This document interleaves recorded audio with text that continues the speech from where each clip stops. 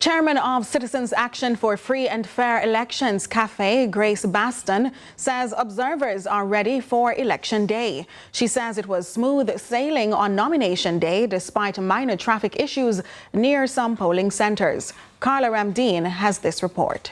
Chairman of Citizens Action for Free and Fair Elections Cafe, Grace Baston, says the Nomination Day exercise went smoothly. However, she noted concerns posed by the traffic congestion near some polling centres. I myself, it took me 1 hour to move from Papine to Gordontown Road where I live because of just the road completely blocked. And that wasn't isolated. Huh? But Baston says this did not stop cafe observers from being in every parish.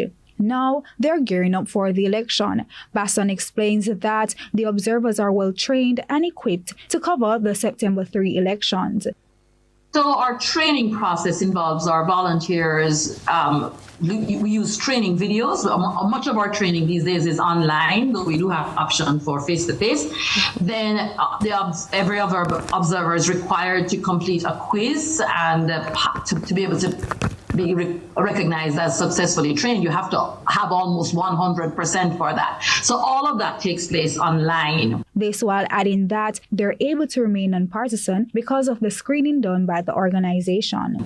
We do background checks from our office because you obviously have to have a referee, you have to have somebody, you have to have references. And then one of the criteria that we insist on is that yes, you will have your political preference, but you can't be a party activist. The cafe chair says observers report to the polling station before it opens to observe and comment on the proceedings. She adds that they're also required to make reports throughout the day to provide real-time data on activities. That information goes directly to our data center, is collated in real time, and we are able to issue usually some kind of release by around 11 o'clock, talking about the state of readiness of the polling stations, how the EOG officials are operating, whether or not there have been any irregularities, whether or not any incidents, untoward. Carla Ramdeen, CVM News. And Carla now joins us in studio to share more on this story. Right, Carla? Hi, Nika.